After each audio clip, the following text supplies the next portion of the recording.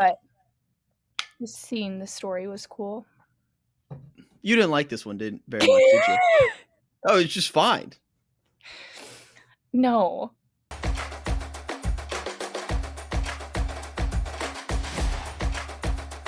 Hello, everyone. Welcome back to the Read Option presented by Good Time Media. I'm Wyatt. That's Jenna. Today, we will be doing a full, all-encompassing review of Shoe Dog. I'm glad you have the copy in front of you because mine is across the room and I don't feel like getting it. Quick housekeeping before we get into it. I'm gonna start divide. This doesn't affect anyone watching right now, but what I'm gonna do is divide these episodes up into 2 videos instead of just one big one. So this review that you're watching right now is just the Shoe Dog recap, and then we'll have another video out that is covering the NFL side of things. So I think that'll be easier for people who they're stumbling upon the video or trying to find, hey, I want to know what you're saying about the book. It'll be easier to find that way. This doesn't change anything for you watching right now, but just a little housekeeping so you know that's happening. Top fives. Jenna, what do you got? I went very basic this week. Okay. I was I was gonna do like top 5 NFL news because I feel like there was a lot happening lately, Mm-hmm. but it impeded on what we were gonna talk about later, so I did a quick switch. Okay. So I just did top 5 uniforms. Okay. I feel like I've done top 5 logos, but I hadn't done uniforms before, so are Before you you get ready? into your top five, what do you look for in a good uniform? Yes, I do need to Yeah, preface this. I like a more simple uniform with cool colors or a simple, cool design. okay. I think it'll The make floor is sense yours. when I get started. Okay, number 5, I have the Seattle Seahawks. Very Yep. simple design, but I like the bright color, the kinda neon color that they use. They It were my favorite stands out. jerseys growing up because the neon green version they had, very cool. That's what I'm thinking of, yes. Um, Number 4, I have the Texans. I like I like their the dark colors. blue. Yeah, Yeah. yes. Um, So is this just a colors draft basically? yeah, kinda. Okay. Because I was gonna It's say the jerseys themselves, and you've already done logos. well, There's only small iterations of the jerseys that are different. yeah, I suppose. That's why I said Unless you're gonna it's kinda basic. yeah, that's fine. Okay. Number 3, I have the Bengals strictly for the helmets. Okay. Good helmets. It's a good helmet. It's a good helmet. The stripes on it, I love it. I agree. I would guess in the top 2, I think the Dolphins are gonna be in your top 2. They're actually not. All right. Surprise me then. Number 4, I have number 2. 2, I have the Eagles. Are you thinking of And like the this color green they have? The one behind me? well, it's more of like a teal. I don't It's think I know darker. what teal looks like. Is teal darker? Yeah, it's like a little bit more it's kinda blue almost. Okay, yeah, they do have a brighter Okay, yeah, no, not green that one. one. The darker Okay. green. I think I'm slightly biased because the pictures that came up were Jalen Hurts in the uniform, Mm, so just to put that out there. you were looking at the face. Yep, I got and distracted. number 1 is the Los Angeles Chargers. Yeah.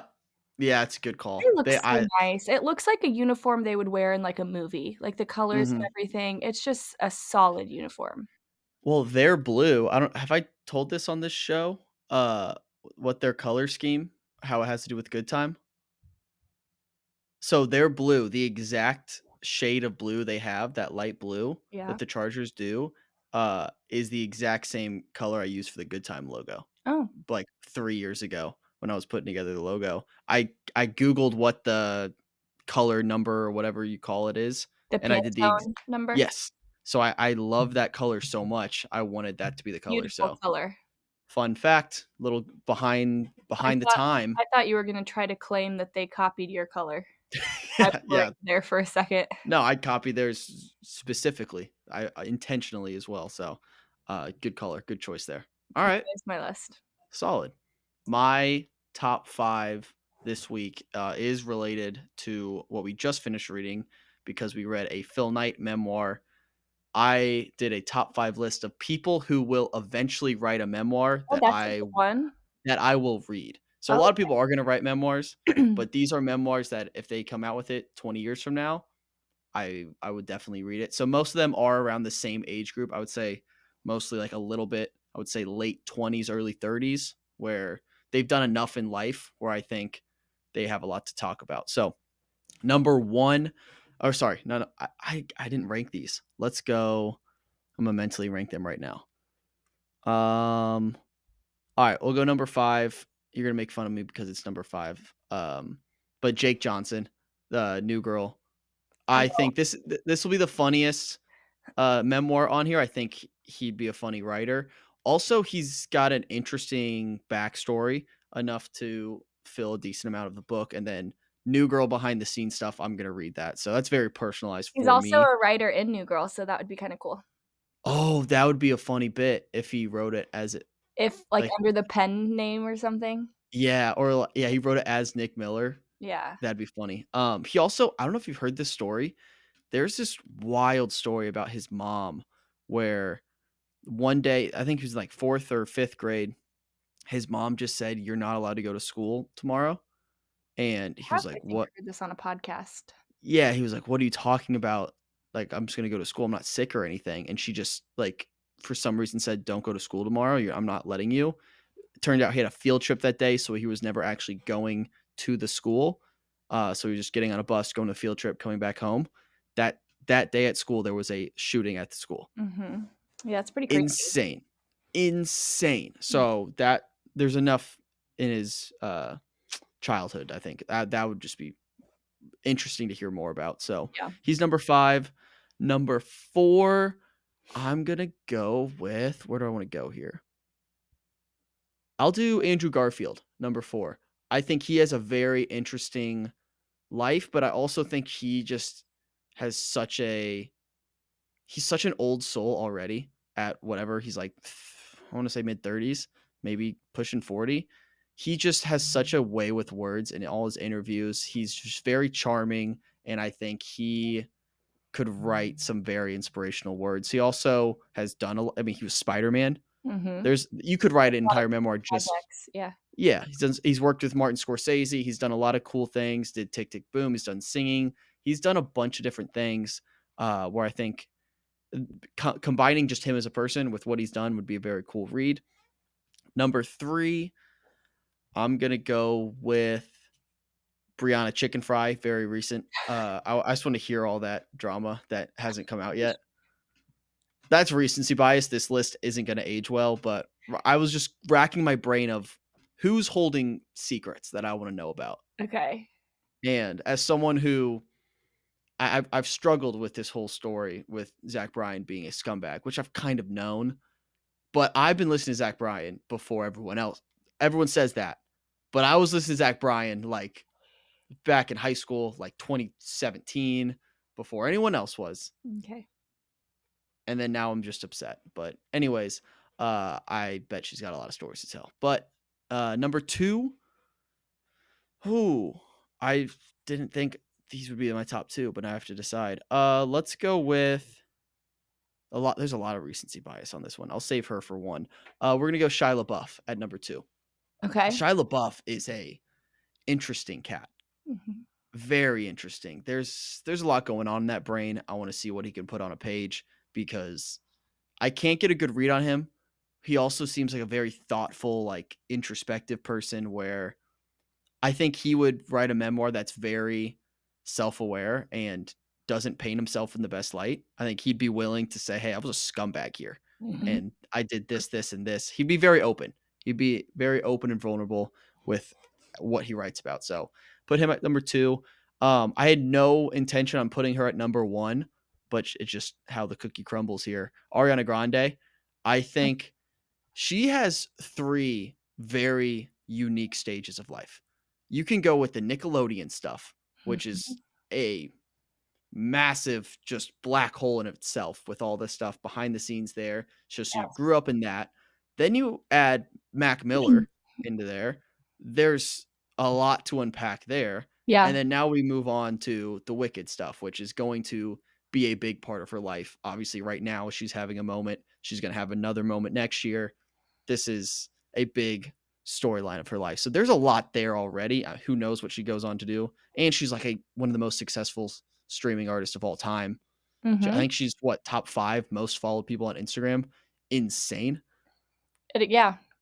And so I think there's a lot there that I would read. I would want I to would know more agree, about. I just don't think she ever would. Oh, she wouldn't. Okay. Yeah. Yeah. Maybe she'd like have a ghostwriter. I don't think she'd put out anything that wasn't, like, genuine, but I don't think she's willing to, like, share secrets, and I don't think she'll ever share any information about Mac Miller. Yeah. Which, yeah, do your thing. And I think she does a pretty solid job of just navigating the spotlight Yeah, because she she does. never comes across as like, because she has the personality, I think, that could come across as like a annoying, almost bratty, Yeah. if that's a good way to put it. But also, she just seems incredibly genuine. Yeah, she And does. like, she just has a louder, more fun personality. Mhm. So yeah, that's my list of 5 people I would want to read a memoir of. 'Kay. All right, let's get into it. Let's talk about Shoe Dog. First off, did you finish the book? No. Did you Yes, read the last part? Okay. I did. So, Well, and I got a little bit. Whoa. Did you hear I that? don't, not really. Oh my god, I thought we were having an earthquake for a second. Um, I read a little bit farther than we did last time, and then I kinda got bored again. Okay. Yeah, and then I read that last part that you told me to. So, you didn't miss much besides the steps of them, I didn't think so, which is why I stopped. which is basically like it ends with where you think it ends. They go Yeah, public like this. So yes. that's what happens. Let's start with the good from this book, okay? Mhm. Because I think there is a lot of good in this book. Yeah. I would start my number one thing. I think the beginning and the end are great. Mhm. That last section where he kind of sums up the last 40 years of Nike after he steps down as CEO, and he's just kind of overseeing things, and he's kind of reflecting on all the important steps and the people he met throughout it, all the athletes, all the relationships. That is very good. It sticks the landing there, and it ties back a lot to the things that I really enjoyed about the beginning of the book, where Yes, he it's did. more worldly, it's less concrete details, it's more like he's reflecting on, hey, Yeah, what this journey was like. I like Those that better that was than good. the bit by bit stuff we were doing. Yeah, and I think well, let's stay on the positives here for a second. Another positive I think is he's very self-aware, Yeah. and it's not a self-righteous type of book. It's Mhm. more, hey, I didn't do things perfectly. Yes, I built Nike and Nike's successful. I also like could have done things better. Not the perfect person in the world who is. I could have done this better. I wish I didn't have to get people fired. I could have maybe been less shady here or more straightforward, more honest, whatever. So he doesn't shy away from that, which I appreciate. Yeah. What other positives would you take away from this book? I just think, like, the experience, like, the story of his experience was very interesting because I feel like there are very few people that are that open and honest about, like, how hard it is to start a company, especially one like Nike, Mhm. and, like, the things that he did that were sketchy, so I feel like it kinda goes along with, like, his honesty, but just seeing the story was cool. You didn't like this one, didn't very much, did you? Oh, it's just fine. No. Yeah, I figured. I remember at the very beginning I said this book's gonna change my life. I kinda stand by it, to be honest. Really? There's a lot that last 15, 20 pages, that last section, there's a lot in there that kind of like that's when I was back in, immediately back to where I was at the beginning of this book. Again, we'll kind of ease into the negatives of it and just criticisms of it. it could have been 150-page shorter. Yeah. You could have cut out the middle third Or, of like, this we book. just could have like, heard more. I don't know when this was published, but, like, I think like thought we 20 looked at it at one point. 2012, 2016. 2016. Yeah, but I think, and I also, like, I'm sure, I think he could have been more clear of where this book is going. Hey, this is because it's from the conception of the idea to Nike going public. Mhm. That's not clear in the first couple pages, first couple chapters. That's not clear. Hey, that's what this book is covering. It's And not even maybe clear that's in on the us for, synopsis on the back. huh? It's not even clear in the synopsis on the Yeah, back. and I think us going in knowing what Nike is, I think a lot of this book, the struggles we had with it are just the expectations of it. Mhm. Because A, people love this book, which Yeah. love this book. Great. Like if you love it, you love it. Yeah. Which there are parts of it I do genuinely love. But then also we know what Nike is. We know a lot of stories about Nike with Michael Jordan and in the post Nike going public life. We Mhm. know a lot about that. I think going in, you expect those types of stories. Mhm. But he set out to tell a story of, hey, this was the idea, and then went public, and I became a millionaire. Yes. I am going to drift into the what I don't like Yeah. and kind of um I really thought I would like this because I've read things like it. I've read memoirs before. Like it is a genre that I enjoy every once in a while. I really think it was just the plot in that middle there that it was just it lost me completely because it Mhm. felt so boring. Like, it was so monotonous almost. It was like the same things kept happening. They kept going back to the factory. They kept meeting with the bank. It just felt like the same things were happening over and over again. So that he just kinda lost me in the plot there, which will definitely affect my final score. Yeah, I think this book has a weird relationship with stakes in the sense that we know it's Nike. Mhm. Like if this was a fictional story and we didn't know what Nike became, Yeah, I think we'd be way more invested. I would agree with that because 'cause you're not waiting for Nike to become Nike. Yeah. Yeah, Or every time he says, "Oh, like if this doesn't go well, this could be the end of everything." you're We like, know it's "No, not. it goes well." Yeah. We know it goes well. We know things work out in the end. So it's hard to feel when they build up, you don't buy it. You Yeah. don't buy the build up that this could all come tumbling down because we know it doesn't. And I Mm, think that's where it loses you in the middle because the stakes aren't there. You don't feel the stakes because you know they're not, which is, I mean, it's just that's not part of his it. fault. Yeah, it's not his fault. Again, I think a lot of it's just expectations going into this book. Yeah, and not maybe Uh, a full understanding of what exactly we were reading at yeah, first. yeah, and I do think just even specifically, it's just too many. There's too many characters moving around to like really settle in to the story. It's always like this person went here and then there, and then so you're playing catch up, and Mhm. you're playing catch up, and you don't want to. Yeah. It's like I'm playing this game of trying to keep up. It's like I don't want to. Just keep this moving. So, um, I don't know. It's just that was where I struggled with it is the stakes weren't there Mhm. because it's Nike. It's this giant corporation that we Right. see every single day. I don't it's hard for me to buy, oh, and I know at some point they were that small business just trying to skate by and survive, but it's hard for me to believe that when I know the outcome. So Mhm. spend a whole 2 chapters, 3 chapters building up, oh, this could be the end of everything when we know it's not. Just Right. keep it going. What else? What other else did you struggle with this? Um, that he wasn't necessarily super likable Yeah. at times. He wasn't a character that I was, like, drawn to at all, and I get it that he's not, like, just a character, like, he's a Mhm. real But yeah, person, treat him like a character. and the honesty's great, like, that was a positive too, but there were still times where I was like, "Man, I really wish I liked him a lot more." Like, I wish I Yeah. felt more connected to him as a person, like, going through this because I feel like he must be still kinda private is what it came off as. Yeah. I think honestly, he feels the same way just based off the way it ends, like that Yeah. last chapter.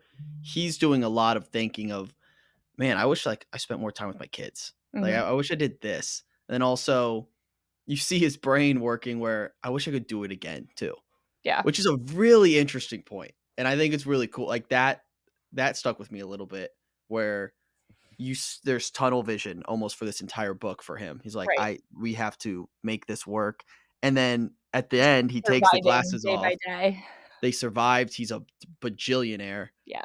And then after those blinders are off, he's like, you know what? I'd do it again. Like, Mhm. I want to do this again. I wish I could start back at the beginning. Um, there's a lot to think about there, I think. But Yeah.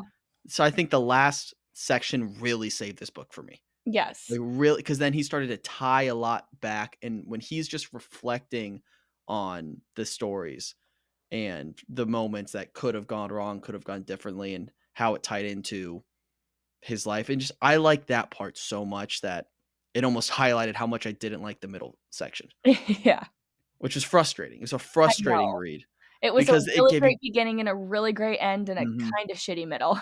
yeah, and Yeah. it's like, I wish that I related to, Joker 2, which is not related whatsoever, but they had a very similar experience with that movie where it gave you just enough to think this could be a phenomenal movie. Same Mhm. with this book. It gives you just enough where See, this if could this be a were a great book. movie, I think it would be more entertaining.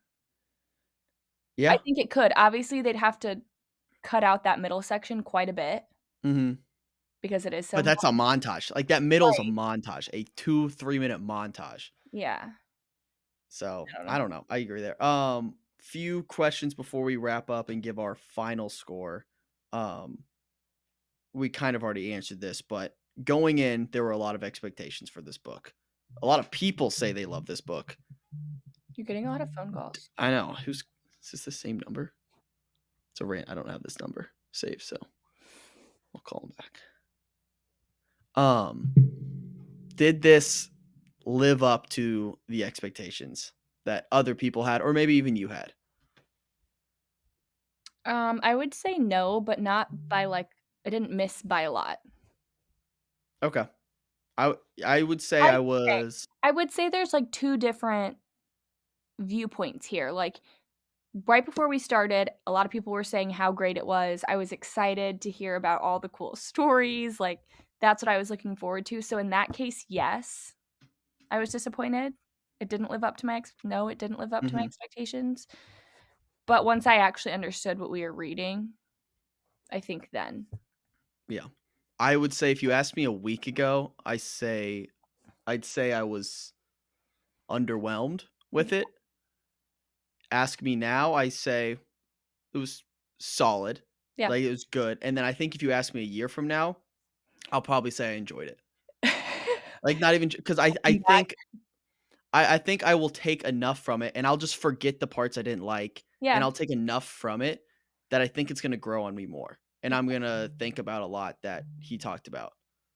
Um, so I think it will grow on me in the sense where I'm going to have an overall positive view of this book. okay, I don't think I have a negative view of this book. That's where I would, that makes end sense. up. Um, and then has this changed anything, any way you view Nike or even I mean, I don't know if you even knew who Phil Knight was before this. I'd heard So the I name, but didn't know anything. okay. Has this changed any idea you have of them? I mean, I think a little bit because you look at these massive companies and it's hard to even fathom where they started. So I Mhm. think it is pretty incredible, like, hearing the actual story. It makes it feel more personal. And Yeah. I just can't believe that, like, Puma and Adidas and stuff were a thing so much prior to Nike. Yeah, it almost feels like if you don't know the story, it feels like Nike has always been Nike, and it's Mhm. just had these Adidas or Puma or New Balance, whatever, Yeah, like these smaller companies have tried to become Nike. right. When Nike was trying to become them and then Yeah, pass them to a certain extent where yeah. they're now much bigger, So but so I would say yes.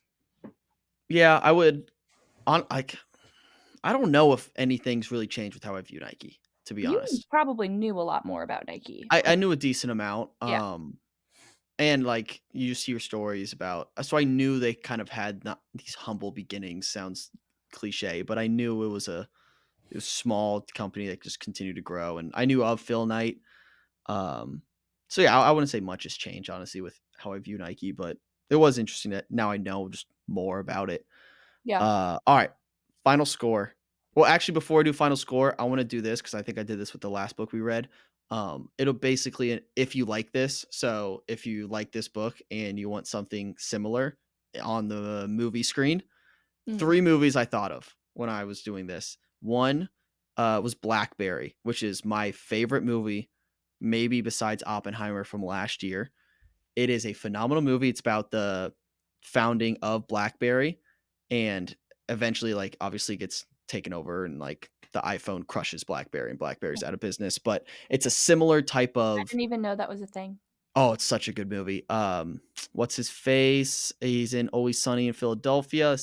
Glenn Howerton is the main I wouldn't even he's kind of the protagonist of the movie, but he's also it's the same balance we talked about where he's kind of a sleazy businessman. Yeah.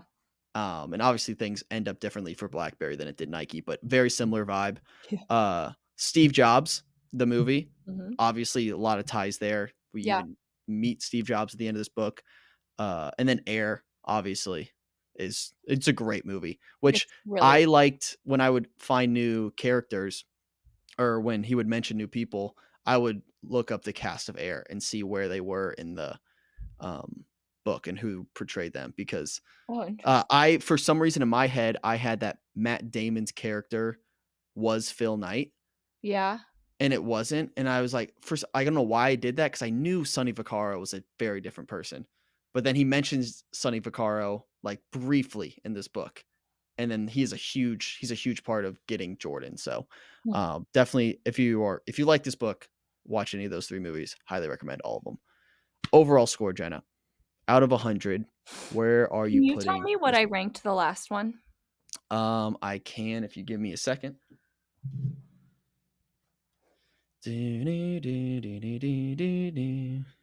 What do you think you ranked the last one? It was either a high C or a low B. Like a no. Yeah, I think it was like a C plus, like a 70 something. Phone's taking forever. You ranked. So this was people we meet on vacation. Overall score.